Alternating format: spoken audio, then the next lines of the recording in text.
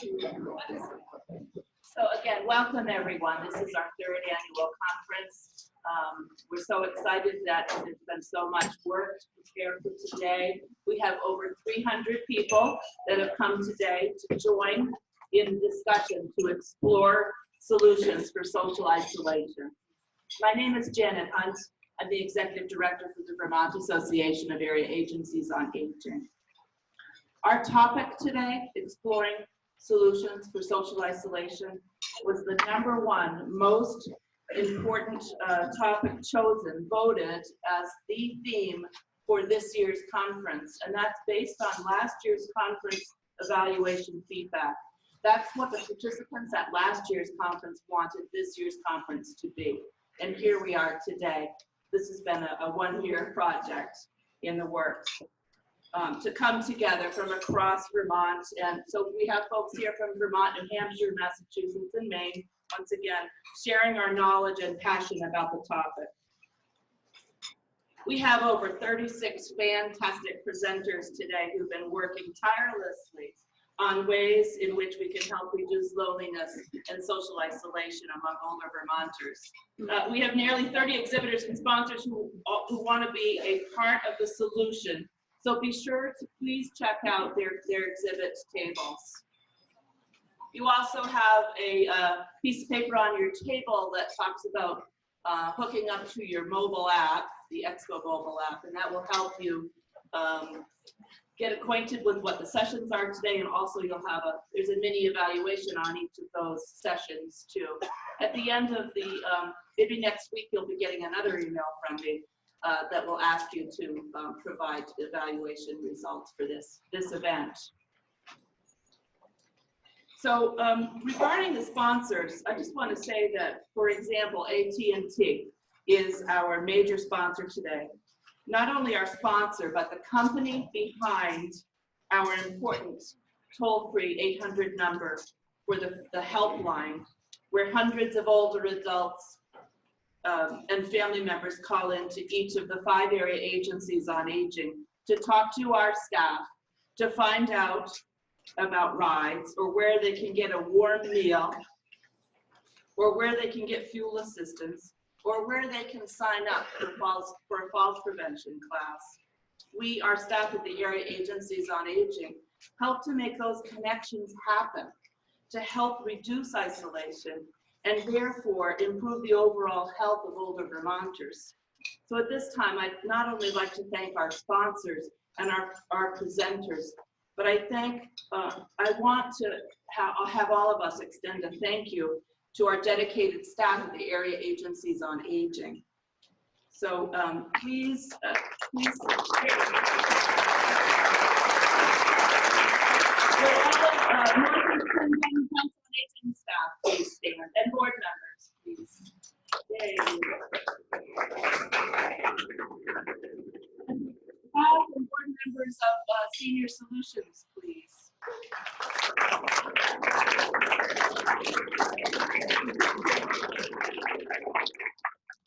And board and staff members of the Central Vermont Council on Aging, please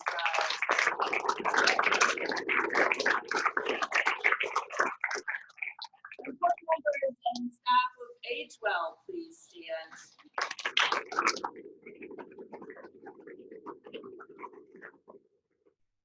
And board members and directors of the Southwest Vermont Council on Aging, please stand.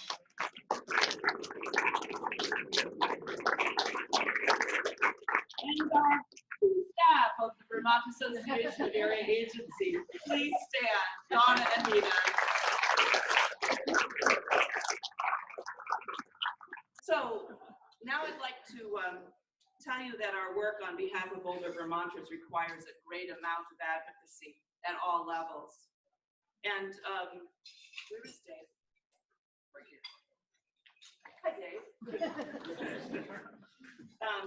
A key leader, our state representative, Dave Yacovone, will not stand for a budget that does not take care of Vermonters who are most vulnerable.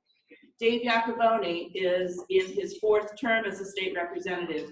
He served 2 terms in the 1990s, and after 20 years returned to the State House again in 2016. He is a member of the House Appropriations Committee, where he is responsible for overseeing housing and Medicaid. He has been recognized by 4 different organizations for his outstanding work as a legislator for vulnerable adults. He doesn't know this yet, but today, V4A recognizes Representative David Yacovone as our leadership champion. Dave.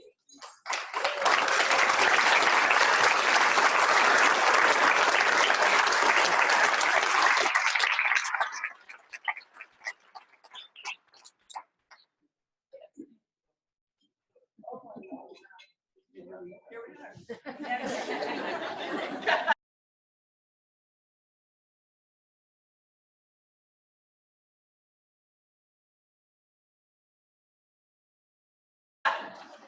So Dave's going to, you're going to come back up here, Dave. And Dave's going to offer us our welcome for the future of older Vermonters.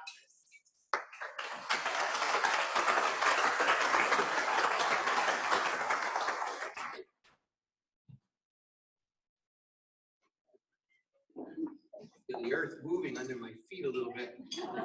There's a song that goes that way. There's a song. Yeah. I won't sing it.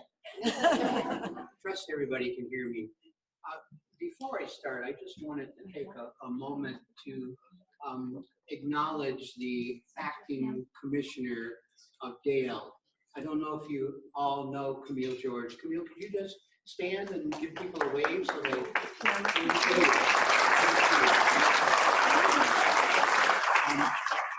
Camille's been doing this work for 30 years. 30 years championing the cause for vulnerable Vermonters, and I think we're also so grateful to have her leadership. I'm glad she could attend today.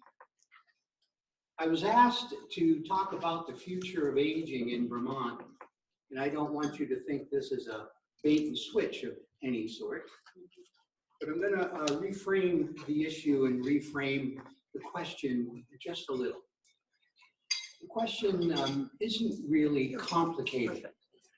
The question to me is, how do we sustain the kindness? It's the answer, of course, that's more challenging. It's been said that kindness is the language that the deaf can hear and the blind can see. Kindness is the nurse's aide who lifts nearly a ton a day, and yet at the end of her shift answers the last call light with a smile. Kindness is a home health aide who drives the snow-covered back roads, worried about whether her kids got off the bus safely and everybody's okay at home, and yet she shows up at the end of the day to change a catheter with all the tenderness and kindness that's needed. Kindness is a AAA case manager who day after day, week after week, explains many of the mind-numbing alphabet soup nuances of Medicare, parts A, B, C, D, Quimby, Slurdy, and more. Slurdy, I'm not sure that's what. All of that and more to a senior citizen who's so anxious and so worried whether they'll become a pauper because of the cost. Kindness is answering the door to a smile and a home-delivered meal. To me, serving others in need, as you do, is perhaps the highest calling there is. We know that we face a demographic tsunami, if you will, of older Vermonters. Our state is aging more rapidly than any other state in the nation. We know with that comes many needs and challenges. It has been said that we are all taxed, temporarily able-bodied. This state of wellness we enjoy, some more so than others, is not a permanent condition. Our time will come, for some, sooner than others. Who will be there in our time of need? Friends, family, neighbors, strangers, government?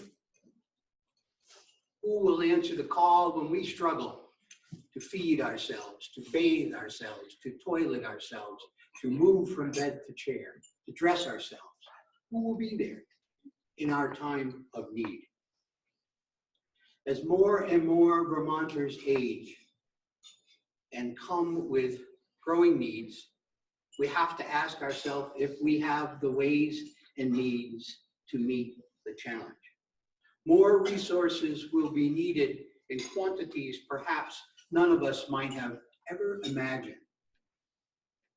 Divorce rates in Vermont have nearly doubled over the last 25 years. Translation: more and more Vermonters will be alone without a partner to help them as they age. We have to wonder, given the needs, whether the resources will be there, whether what I call the social convoy will be there to help all. Surely it will be strained and not able to help everyone. The social convoy did not stop at Aldous Lackey's house on a beautiful August day. Let me share with you the story of Aldous Lackey. Just the name, Aldous Lackey, kind of invokes an image of an old-time independent Vermonters. I don't know if there's too many children born today named Aldous, perhaps. Aldous Lackey was born in Highgate, Vermont, to a farm family. He later would move to Hyde Park, and as a young man, to Morrisville. He loved to hunt, he loved to fish, and he fished and he hunted and he hunted and he fished. His only magazine subscription was to Outdoor Life. His gun of choice was his .30-30. Aldous fathered a daughter out of wedlock when he was 18. The daughter, one of 4 children, born to a mother, each with a different father, all out of wedlock, was soon put into the foster care system and later adopted. She would track Aldous down years later, and they would forge a very loving, powerful relationship. He taught her how to hunt and fish. Aldous worked as a foreman at the Atlas Plywood Company in Morrisville, retiring, earning $40 a week. Aldous was a rock-ribbed Republican. When then Governor Dean Davis proclaimed that Vermonters could get by just fine on $40 a week, Aldous became a Democrat.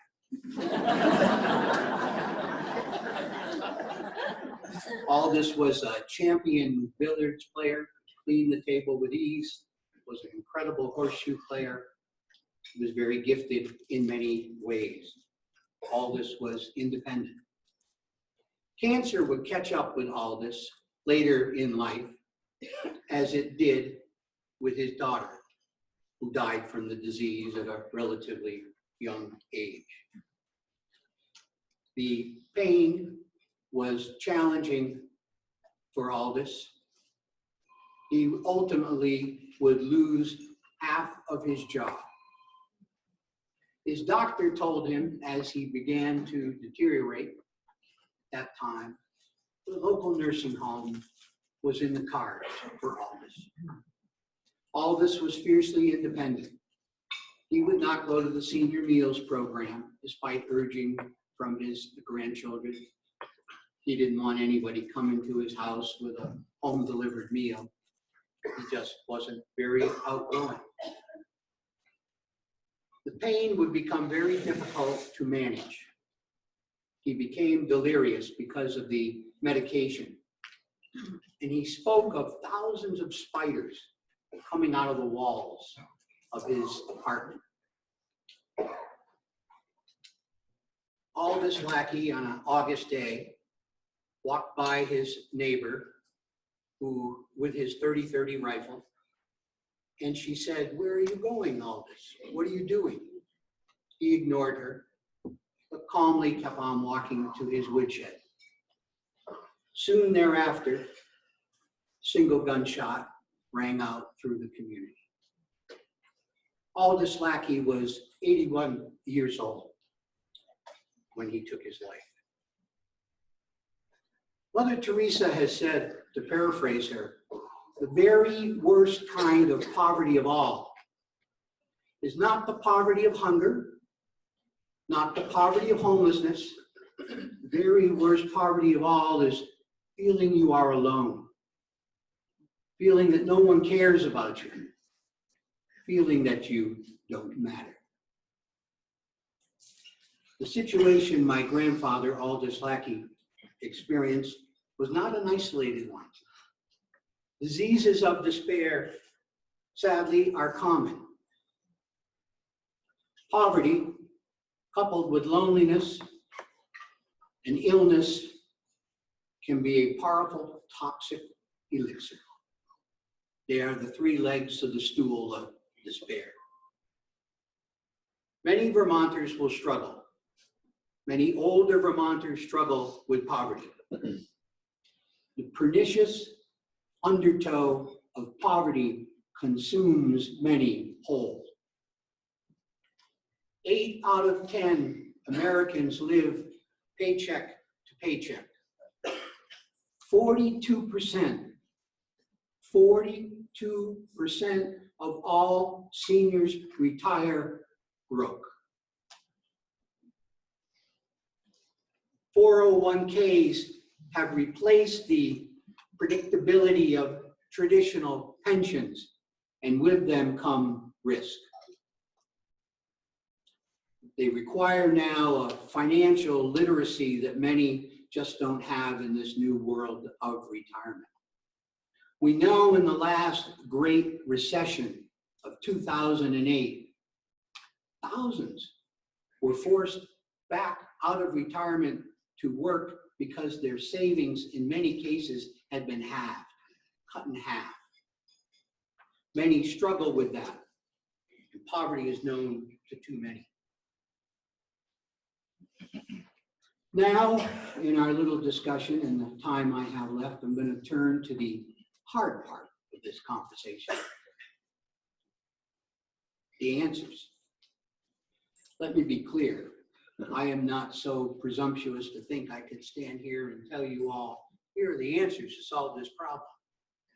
But I am comfortable enough to tell you I'm opinionated. And I'll share with you what I believe are 5 strategies for changing the order of things, for helping to sustain the kindness. Number 1, raise taxes. Now, before you bolt for the door,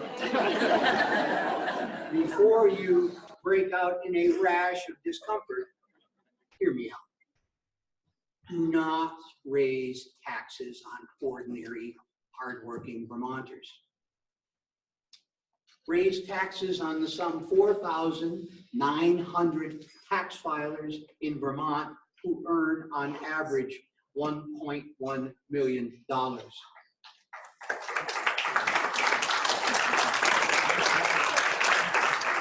Who are the recipients of some $109 million in a tax windfall cut from the Trump tax cut. Could we adjust Vermont's highest tax rate? Some, not taking all of the $109 million by any means, though some may say do that. Could we adjust it some, and in so doing help the aging and disabled care networks? I think so. Number 2, if number 1 is not palatable, you really do want to go for the door, consider the creation of a long-term care trust fund.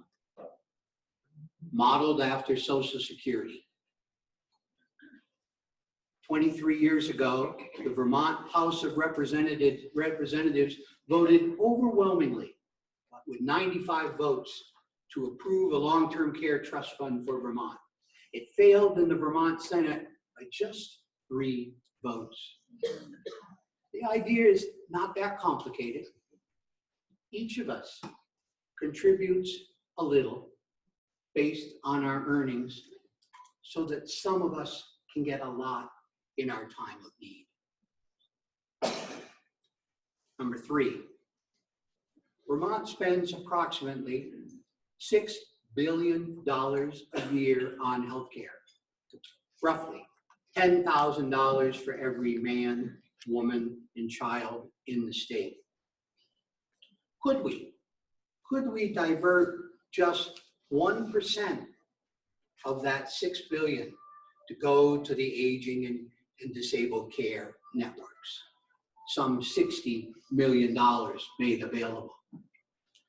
Now, I know what you'll say, and I appreciate it. You'll say, oh, that's great, but it's a little simplistic, Dave. It's just too complicated to do that. Well, sure it is. It's too complicated to do nothing either. Consider this. Chronic care contributes to most of healthcare spending in Vermont. Most of chronic care is spent on the diseases of the elderly. Could we divert some of the healthcare dollars into upstream prevention? Could we address, and the experts say, half of all senior admissions to hospitals come with malnourishment? Do we think such investments might pay for themselves? I do. I think we need to challenge our Green Mountain Care Board to address this issue, to take it on. The social determinants of health must be front and center in this effort to sustain the kindness and not just banter amongst intellectual policy wonks. Number 4, our Vermont workforce is in crisis.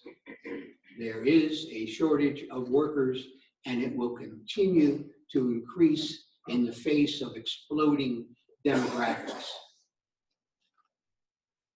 We need to have buses at the border to help those seeking refuge to our country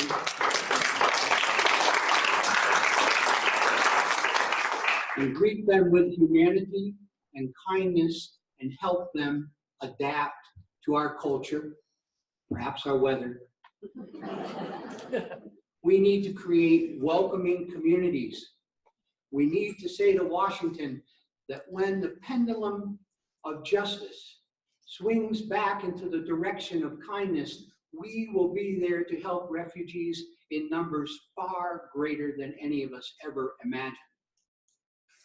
Yes, because it's a humane thing to do, and yes, because it's our very lifeline. The caregiver of tomorrow will look different than the caregiver of today. And the sooner we accept that, the better off we will all be. Number 5, in a back to the future revisionist movement of sorts, we need to look at what happened in the early 1970s. Vermont was a national leader on environmental issues. We said to our towns, we want you to plan to save our heritage. We want you to protect our valley vistas, our mountains, and the beautiful Vermont landscape that we know. And we want you to focus on that. In the same way, we created such an energy back in the 70s to preserve our environment. We need to say to town planning commissions, to conservation commissions, to economic development commissions, help us come together with creative ideas to help individuals live in settings they prefer with dignity. We need to dust off the long mothballed Vermont Independence Fund, which was the creator of many incredible ideas to help the aging and the disabled. We need to take it out of the cedar closet of policy ideas and help that fund re-energize the next generation of creative ideas. Who will lead this effort? To me, indifference ignored is like an untreated infection. Who will treat the infection? Who will provide the antibiotics? Where will the leadership come for the ideas and the actions that are needed? In the same way, our roads and bridges are upgraded, sometimes not as often as we might hope. In the same way, our infrastructure, our institutions, our hospitals and our nursing homes and our physician networks and the technological infrastructure that supports them are upgraded. Doesn't our aging and disabled care systems deserve the same? We must not be defined by indifference.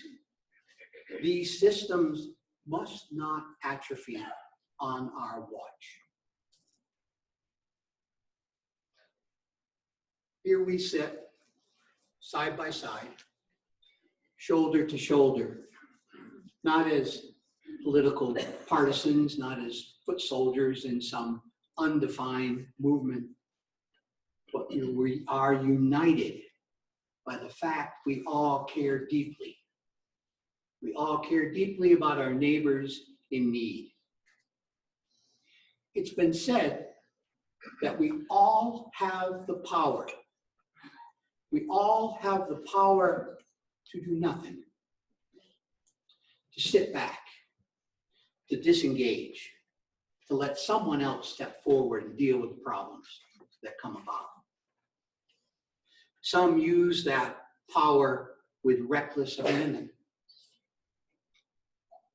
Join me, join others, to come together to say that we need to sustain the kindness. Help us reach out to our leaders and say, will you help us sustain the kindness? Thank you.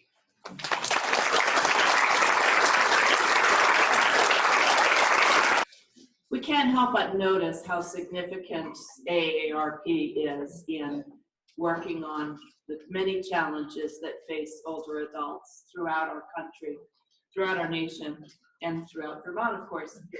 And I'm really so pleased to be able to introduce to you Emily Allen, who is the Senior Vice President of Programs for the AARP Foundation. Throughout her career, Emily's primary passion has been on serving the needs of those most at risk in our communities. In her current role, Emily is responsible for overseeing the AARP Foundation programmatic portfolio that focuses on increasing economic opportunity and social connections for low-income older adults. Please join me in welcoming Emily Allen.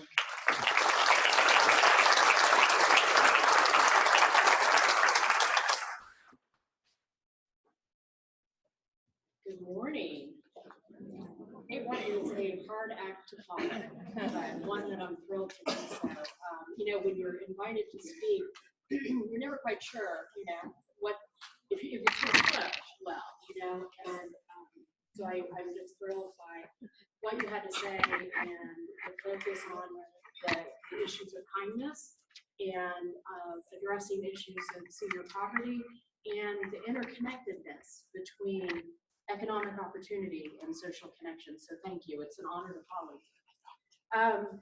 You know, this is the first time I've been in Vermont. I gave earlier that there's 6 states I haven't been to, and Vermont was one of them. So thank you, Janet, and thank you so much to the Vermont Association of Area Agencies on Aging. It's great to be here. Thank you to the sponsors. I know we do a lot of events, and I know without great sponsors, you don't have the opportunity to put things on. And so it's great to be here with you all today. I had an opportunity to talk to a few people when I first came in, And I was telling Janet earlier, I get the opportunity to travel across the country.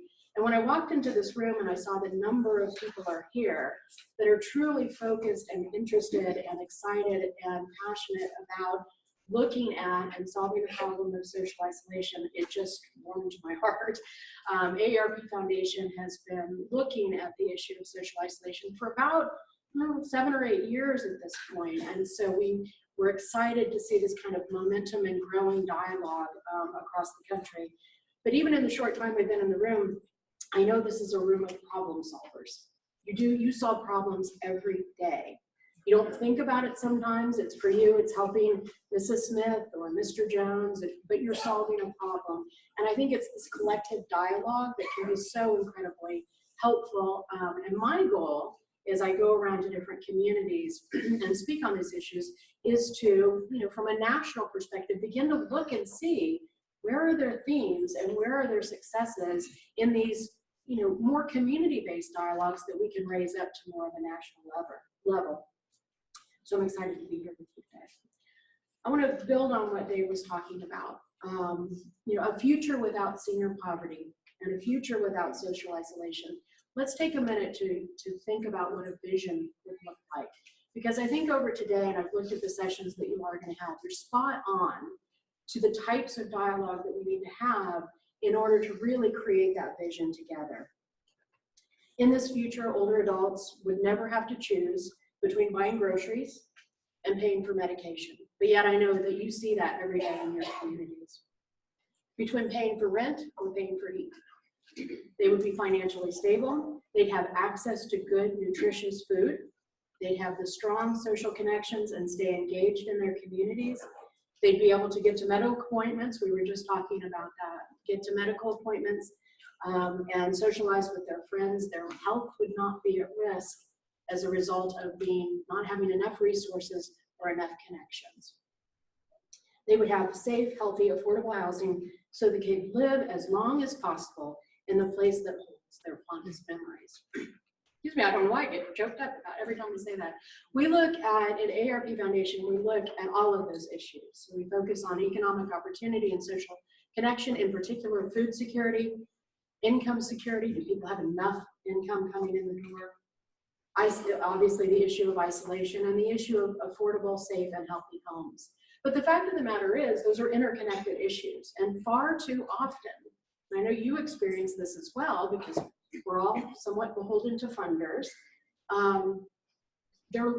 Each funder is kind of looking at each of these things in an isolated way. And so exploring the interconnectivity of these issues can be really a challenge. But the fact is that social connection is such a linchpin to overall well-being and addressing these important issues. At AARP Foundation, we truly do have a future that includes all of this and more. For those of you who may be familiar with AARP, I sit in AARP Foundation, which is actually the 501c3 charitable arm of the larger AARP. And we have a vision of a future free of poverty where no older person feels vulnerable. That's our North Star. And we do this with a mission of creating and advancing the most effective solutions that help low-income older adults, be they members or not, meet the basic needs in life.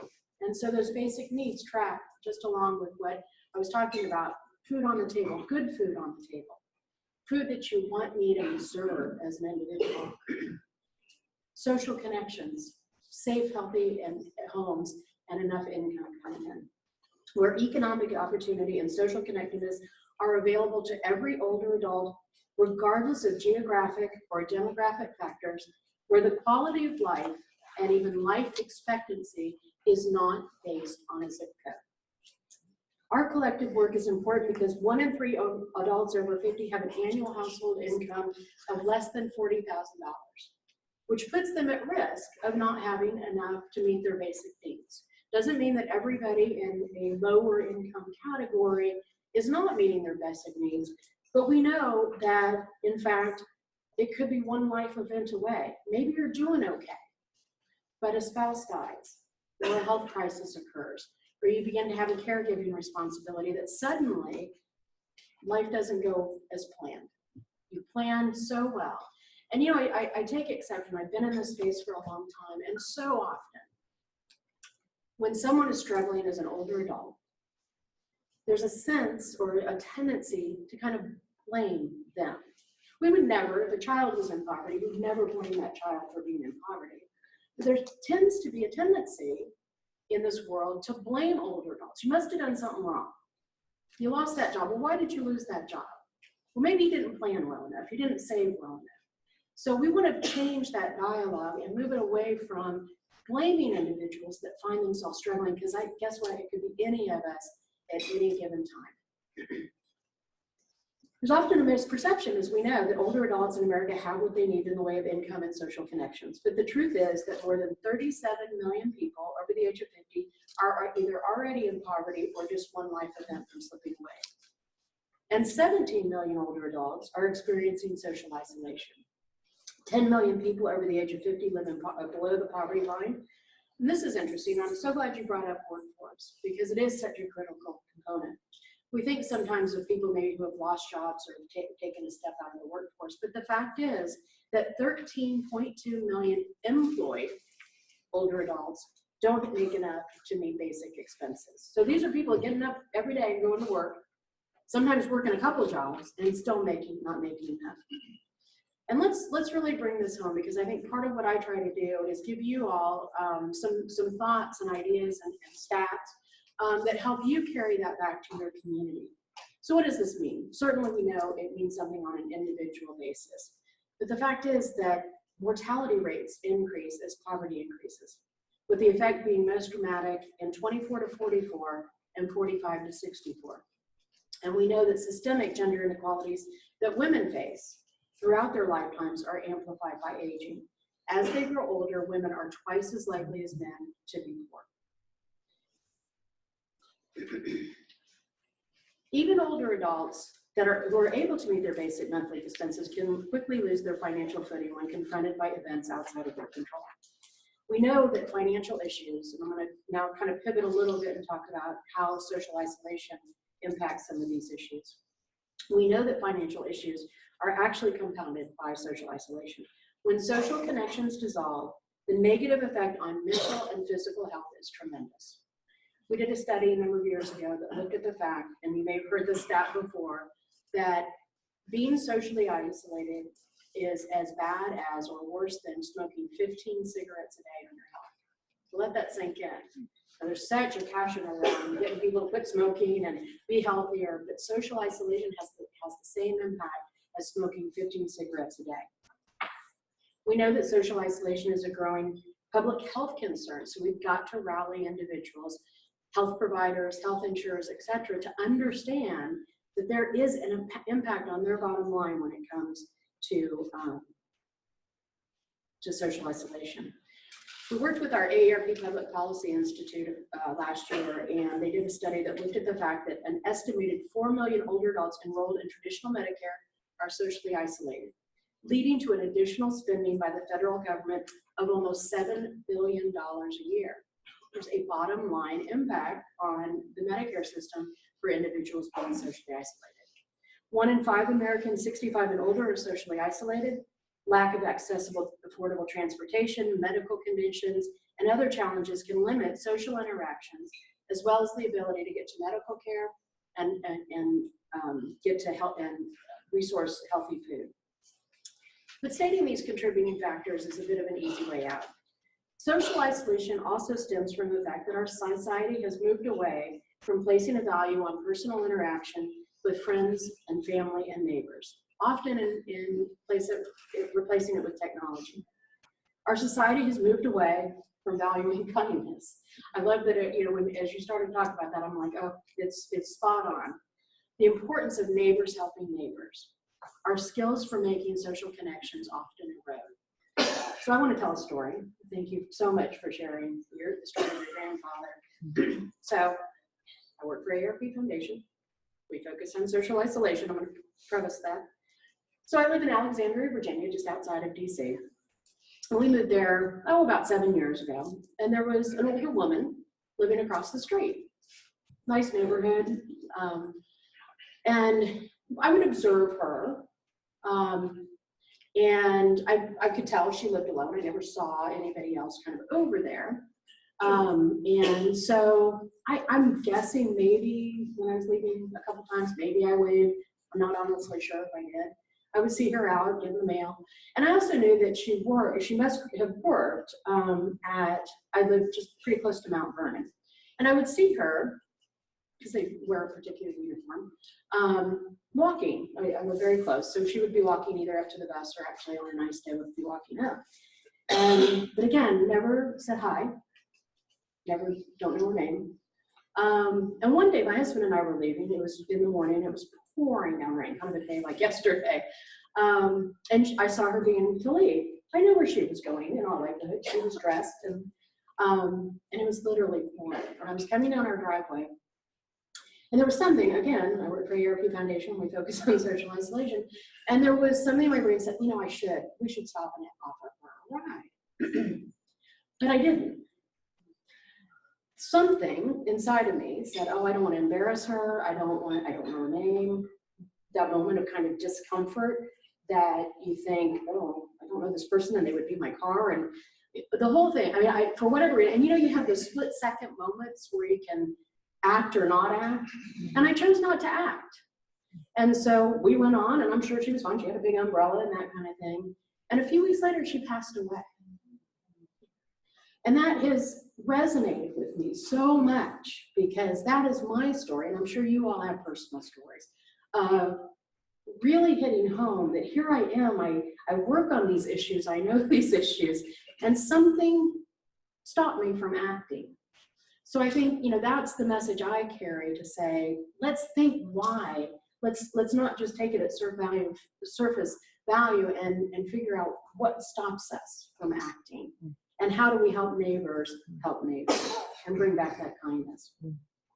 There is a direct connection between lower incomes and being at higher risk of social isolation.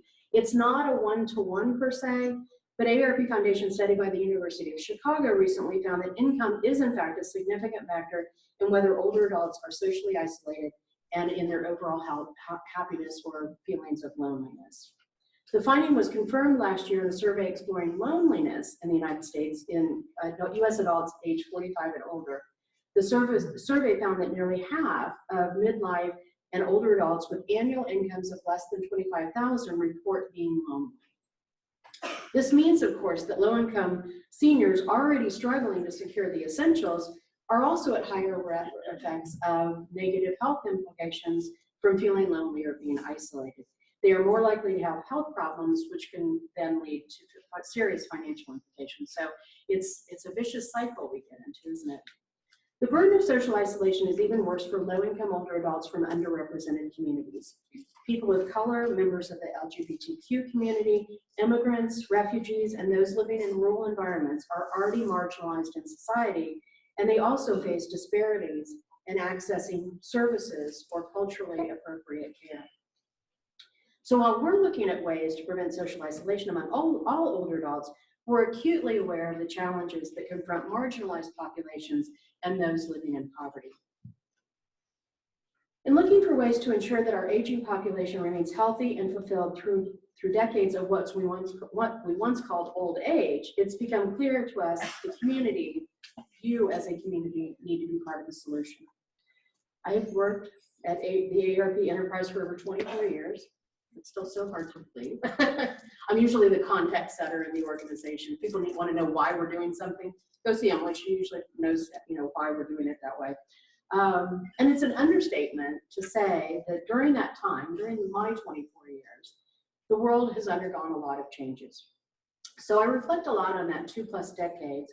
And one key realization is that the senior or older adult of the late 90s or early 90s when I started is not the same individual as the 50 or 60 or 70-year-old today. The world is truly a different place. And if the world is a different place and people are experiencing different challenges, then it's critical, now moving into the solutions discussion, it's critical that we look at developing solutions in new and different ways if we're to create true impact. When I took on my role a couple of years ago, I wanted to do, that was squarely on my mind. I wanted to look at how do we do things differently.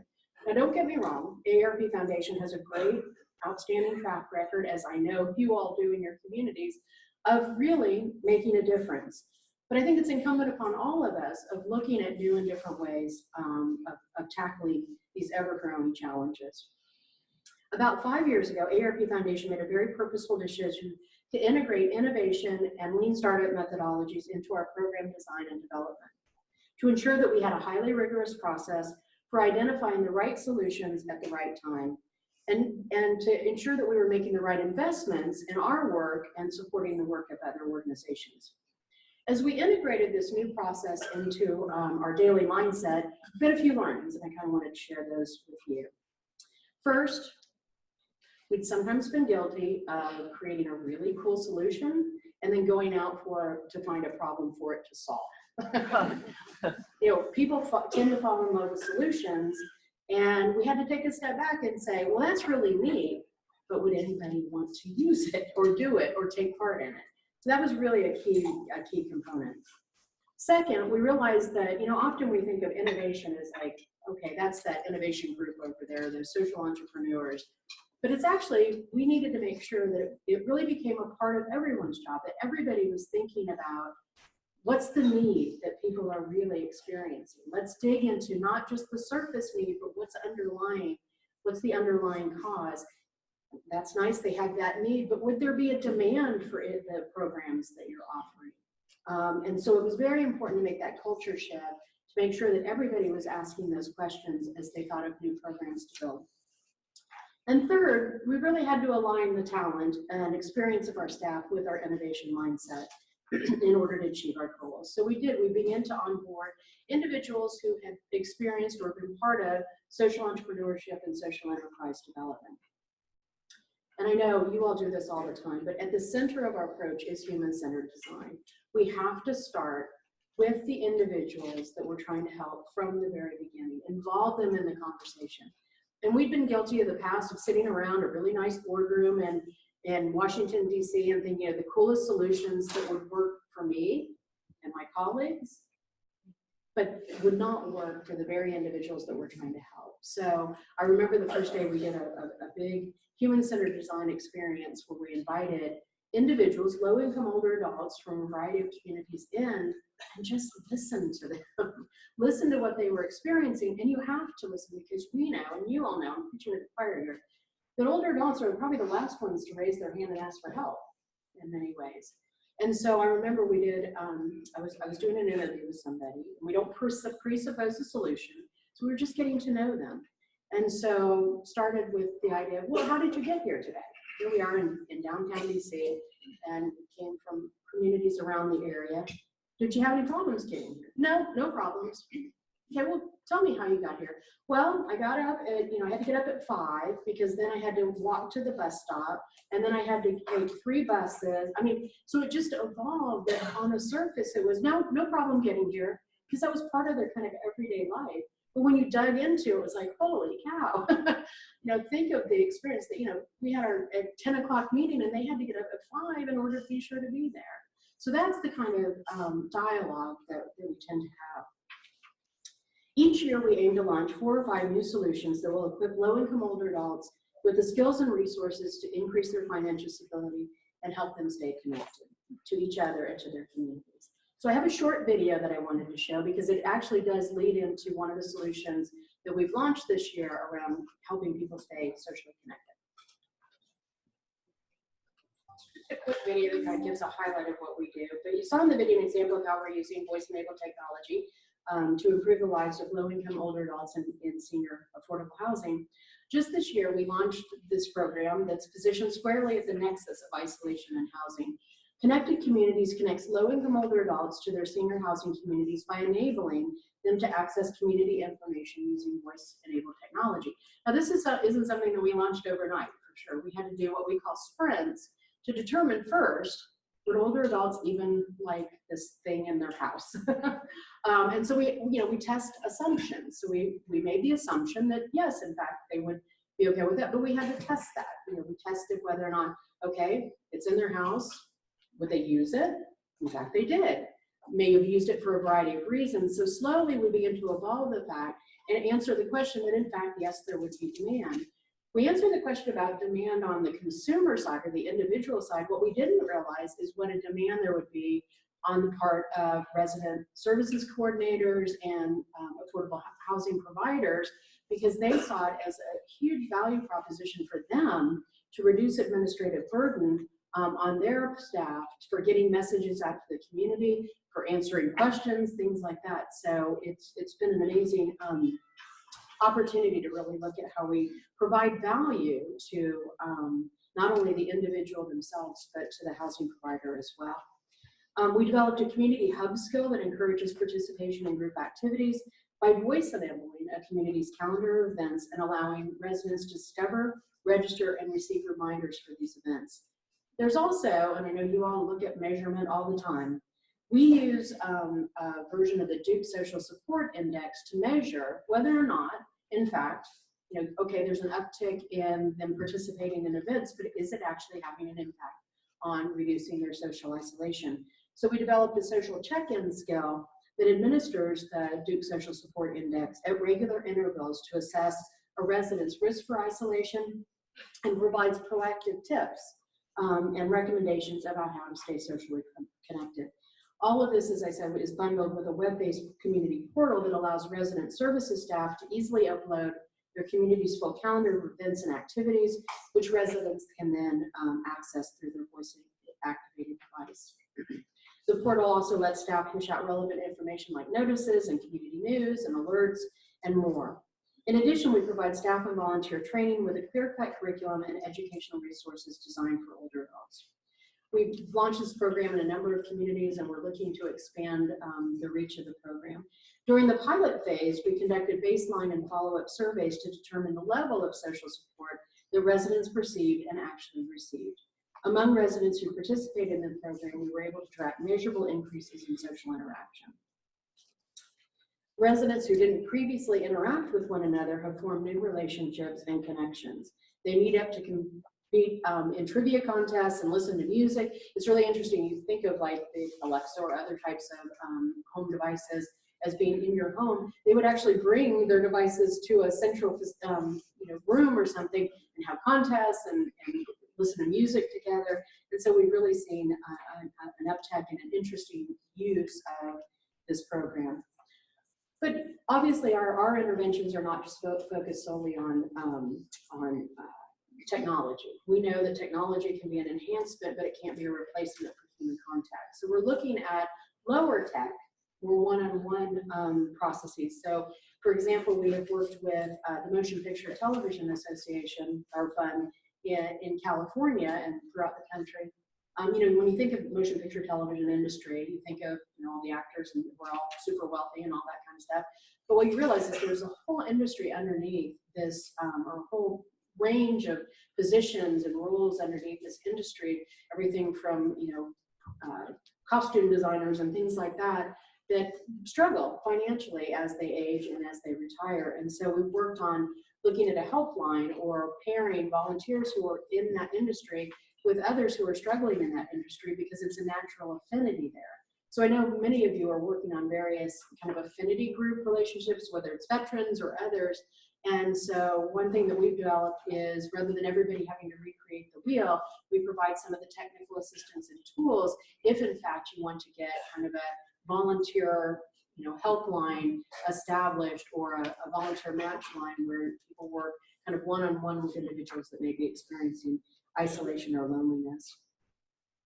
This is what we feel like innovation can do. And innovation isn't just the Facebooks of the world. Innovation can happen every day in community. This is how we're looking beyond what's customary, what's expected, how we can lift up communities with solutions and have real impact.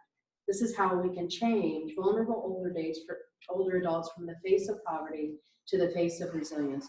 Because even those who slide into poverty and isolation through no fault of their own have an extraordinary capacity for resilience. You all see this every day, not just in terms of income, but also when it comes to navigating a disability or forming new social bonds. We need to change the typical image of a struggling older adult from frail and needy to adaptable and eager to succeed, because given the opportunity to thrive, they will. So what can you do now? You know, that's what we're here all to talk about. I think it's exciting to see the sessions that you're going to have. A couple of things that I want to suggest. Many of you are already working in this space. Either you're starting something new or have programs that are addressing these issues. And we are really interested in learning more about what you're doing and how it's working in your communities, like I said, so that perhaps we can kind of pollinate this across the country. I encourage you to go to, we've started a platform around this issue called Connect to Effect, connect with the number 2, effect with an A, .org. And it's a place where it's a repository where we highlight different groups and what they're doing to address the issue of isolation. There's also a version of the Duke Social Support Index that you can use as a screening tool to have the types of conversations. If you're kind of new to this space, how do you even have the conversations with individuals? You know, you don't want to start with, you know, are you feeling isolated or lonely? There's kind of a stigma attached to that. But you can begin to think about how you ask the right kind of questions. You know, do you have people you could call in an emergency? You know, often individuals that are lonely or isolated, you know, you can probably think of 10 people you could call an emergency right now, but they have no one that they could call. So it's those kind of proactive conversations. So we provide tips and resources on how to have those conversations. So I'm excited to continue to dialogue with all of you and listen to the information that you're going to share. And I just, again, want to thank Janet and her team and all of you for coming together to address this really important issue. Thank you.